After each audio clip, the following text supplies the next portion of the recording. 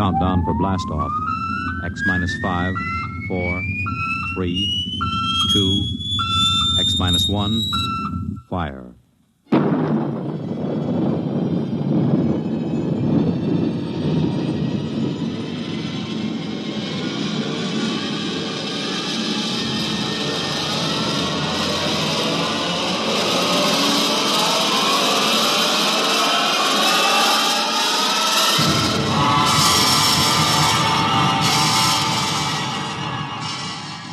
From the far horizons of the unknown come transcribed tales of new dimensions in time and space. These are stories of the future, adventures in which you'll live in 1,000,000 could-be years on 1,000 maybe worlds. The National Broadcasting Company, in cooperation with Street and Smith, publishers of astounding science fiction, presents X minus 1.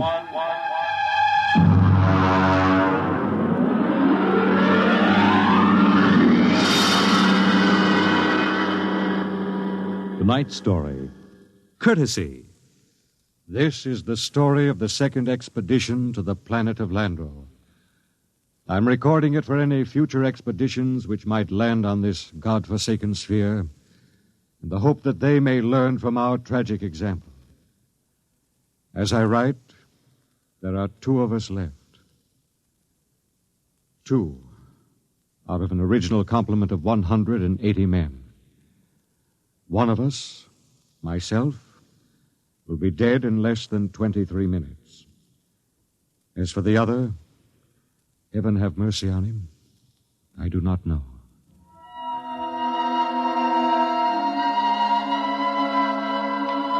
On June 3rd, 1997, less than 2 months ago, the last of our supply ships blasted off from Lando for their return to Earth. After it had gone, I remember looking out across the plain at the dead city, one of thousands that dotted this planet. It had tall, graceful buildings, atomic power systems, vacuum conveyors, all perfect, all deserted, all ominous. How had it happened? The best guess was that the plague had frightened the original inhabitants of the planet so that they'd piled into rocket ships and headed for some distant planet. I often wondered why a civilization so advanced as Landro could not find a serum to beat the plague. It had taken our Earth doctors less than 6 months to develop an immunization method. Well, maybe those aborigines back in the hills knew the answer. That strange, ugly little people who had taken to the caves the day we landed. I was thinking these things when something happened that gave me the shock of my life. Good evening, Captain. Oh, what brings you here, Doctor? It's the matter of the serum, sir. Oh, what about the serum? It's no good. No good? It's too old. 10 years too old. Didn't you examine it? Yes, I did, but, well, my eyesight has been failing lately. Are you aware, Doctor, that the last supply ship has returned to Earth? Do you know we'll have no more contact for 2 years? Just, how long do you give us? Well, the present immunity will last a week or so. Then, without booster shots, it's just a question of time until someone picks up the plague. After that... What about the natives? They don't die from the plague? The accepted theory is that they have developed an immunity. Well, suppose they haven't developed an immunity, Doctor. Suppose they get the disease. Then they must have a treatment for it. If they don't, there would be no natives. Would you be willing to go on an expedition to the hills to find out? At this point, Captain, I'd be willing to do anything. Absolutely anything. I am truly sorry. You're sorry? Dr. Morgan, sometime when you aren't too busy, when you have a moment, I'd hate to inconvenience you. Would you mind telling me how it feels to murder 180 men? 181, including yourself.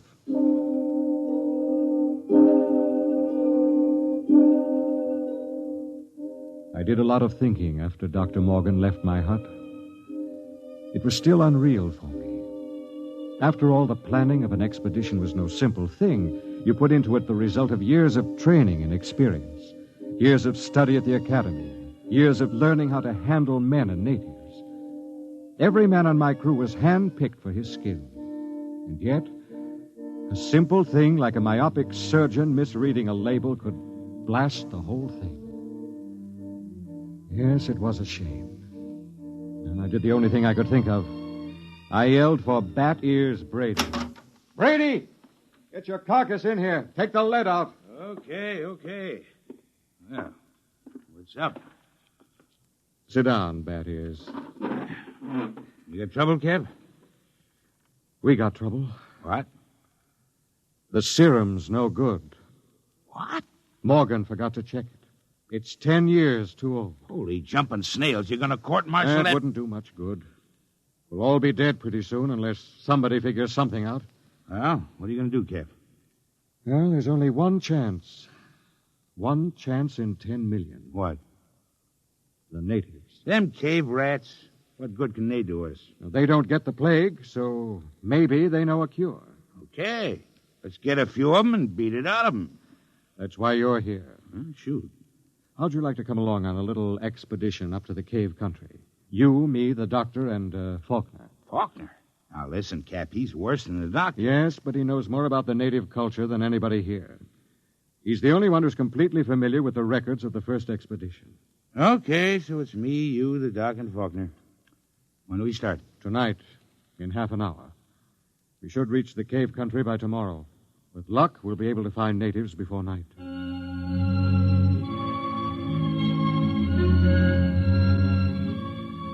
Benny Faulkner was the expedition anthropologist. One of the most unfortunate-looking individuals I've ever met. An ugly man with large ears and a big nose. His body was small and consumptive, but he had a good brain. And he was the best anthropologist the Interplanet Institute could recommend. He and Dr. Morgan were the only two civilians on the expedition. We set out, and after several hours hard walking... Cap. What is it? Don't look now, but very slowly turn your eyes to the right and look behind that big yellow rock. Okay. You see anything? No? Keep looking. Don't stop walking or let on. Okay. There. Yes, it looked like a shadow or something. It's one of them gimpos. He's been following us now for almost an hour, dodging in and out behind the rocks. Shall I bring him in? No, not yet. Just pretend you don't see him. Tell the others if they notice to show no fear. There's nothing will start these simple-minded cavemen like fear.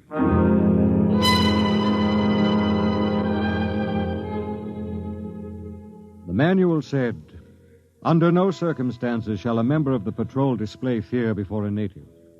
The dignity of the Earthman must be preserved at all costs." Just before dawn, we reached the cave country. We were tired and hungry, and we stopped to cook some food and rest.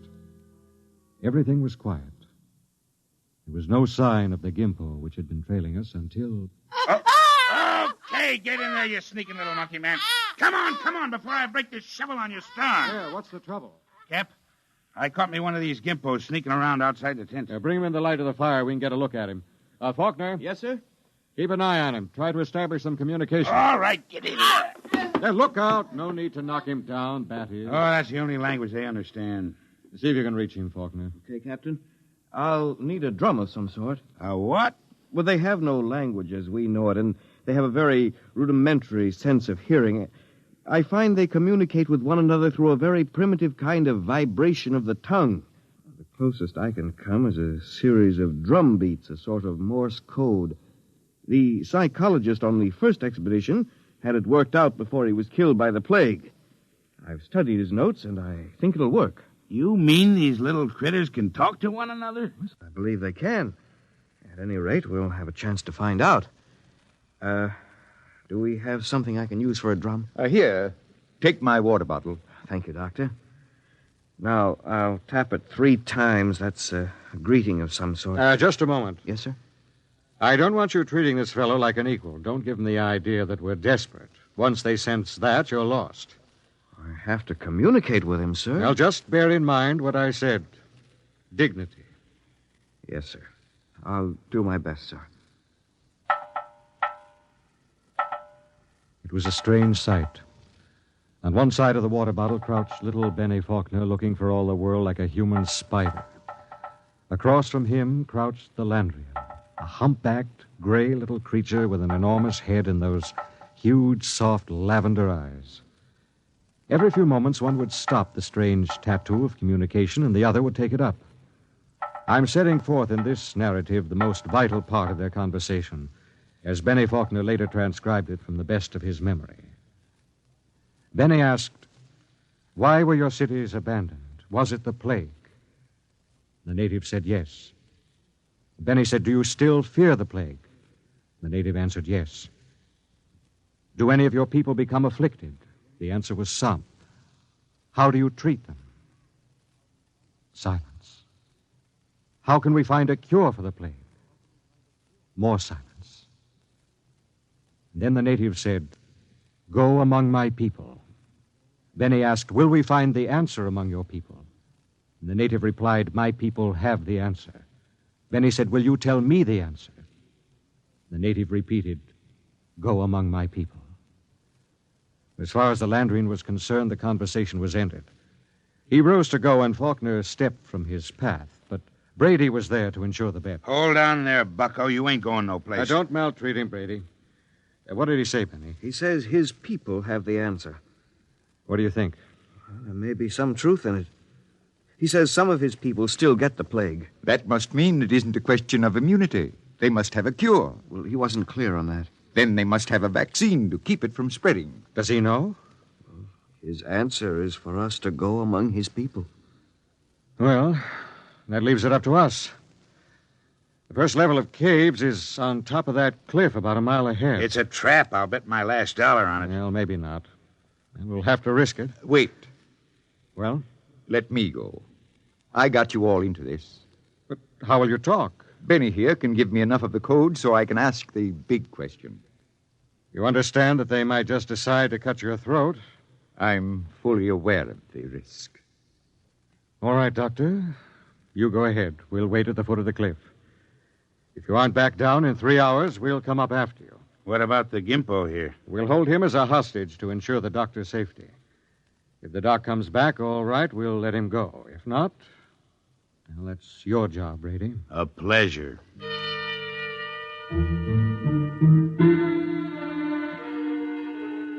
It took Dr. Morgan about an hour to pick his way up the side of the cliff to the first of the openings where the Landrians lived. He waved to us before he entered the mouth of the cave, and we waved back. Then we settled down to wait. It was a long, long wait.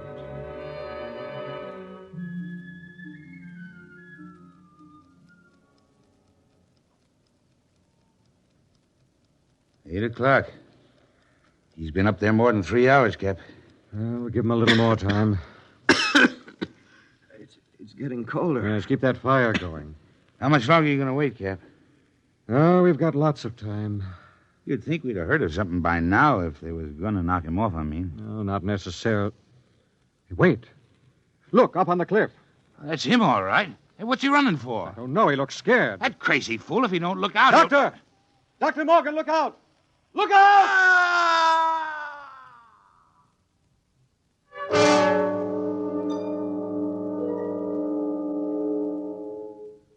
We found the doctor at the foot of the cliff, crumpled and broken.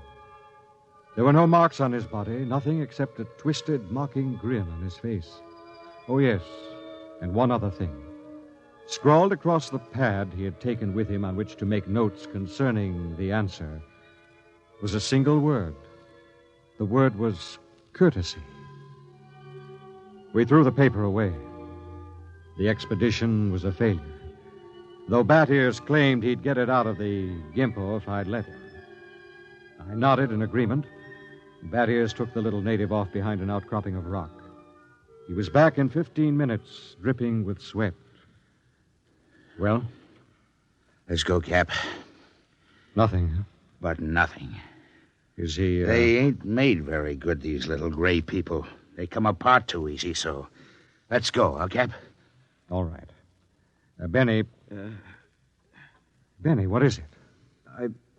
I feel kind of sick. All of a sudden, in the back of my head, a dull kind of pain. Let me see your tongue. Come on, give him a hand, Bat Ears. We've got to get him back to camp. What is it? I'm not sure, but that blackness on the tongue and the headache, it could be the plague.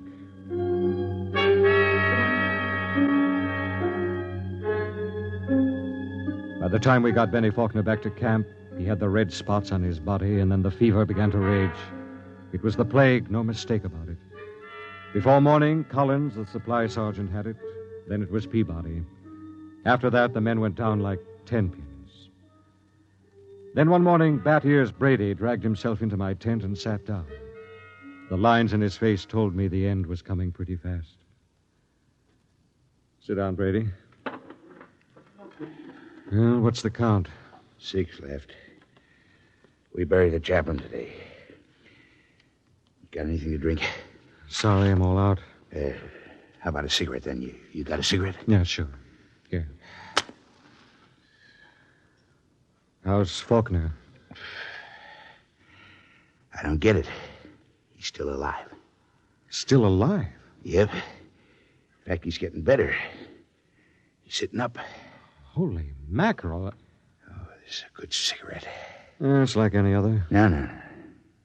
This one's different, Cap. This is my last. What do you mean, Brady? Take a look at my tongue. See? Little black spots.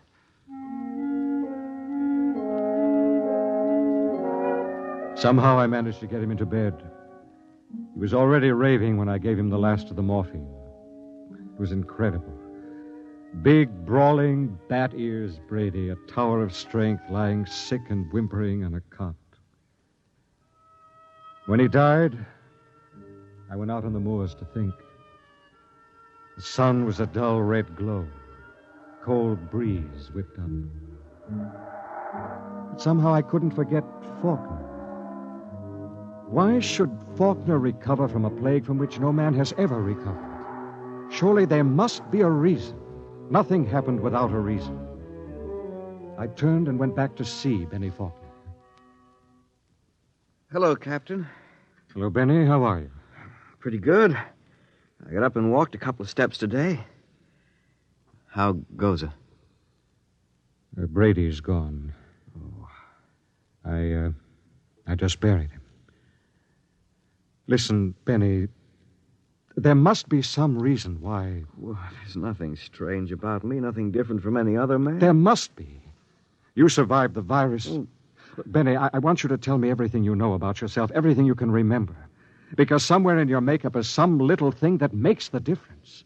If I can find that thing, then maybe I can do something to save myself and the rest.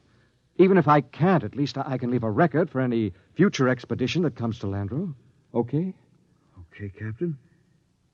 Where should I start? At the beginning. I'm going to take notes. Well, I was born on the 2nd of July in 1971. My parents were ordinary people. My father was...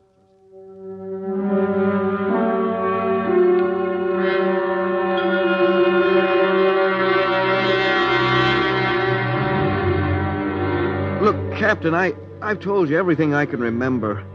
3 days now you've gone over me, pawed me, questioned me.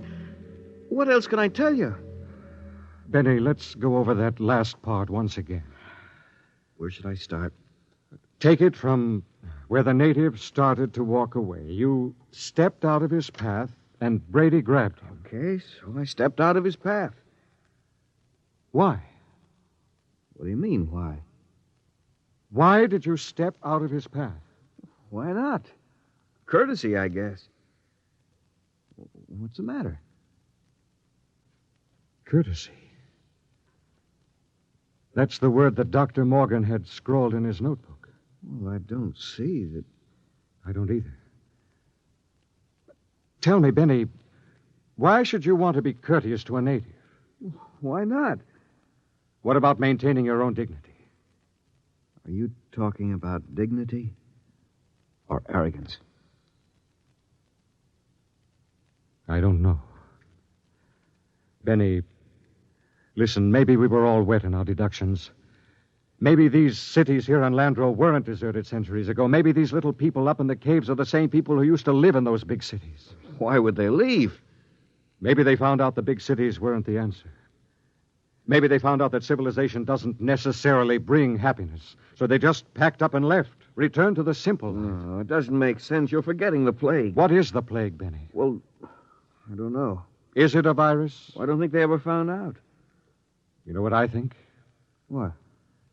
I think the plague is nothing more than what we know as greed and arrogance. Captain, you're going off your rocker. I think maybe we're in line to die. Serum was good.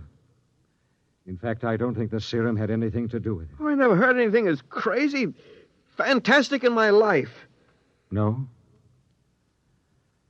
Well, I think I'll go back to my tent and finish writing the report. I am beginning to sweat a little. Captain, maybe it isn't the plague. It is. I've seen it too many times to kid myself about it. Maybe hot compresses or something. No, Benny. Listen, Captain, you don't believe that junk about courtesy, do you? I mean, that's a lot of nonsense. You must know that. Holy mackerel, Captain. You do believe it, don't you? Good night, Benny. I think I'd like to be alone for a while. Okay. Good night, Captain. Maybe the supply ship will be early. You can probably stick it out. Sure. Good night, Captain.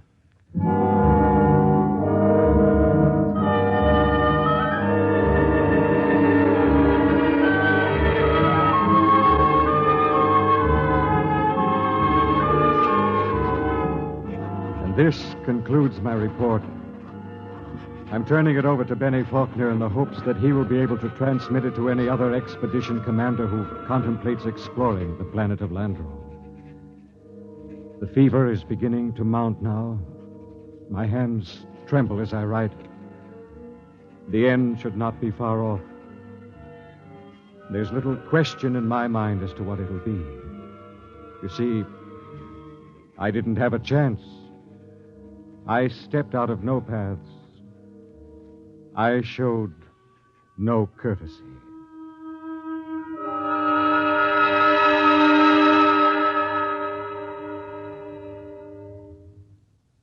You have just heard X-1, presented by the National Broadcasting Company in cooperation with Street and Smith, publishers of astounding science fiction. Tonight, by transcription, X-1 has brought you Courtesy, adapted for radio by George Lefferts from the story by Clifford Simad. Featured in the cast were Brett Morrison as Captain Ira Warren, Arnold Robertson as Bat-Ears Brady, Edwin Jerome as Dr. Morgan, and Bill Griffiths as Benny Faulkner. Your announcer, Fred Collins. X-1 was directed by Ken McGregor and is an NBC Radio Network production.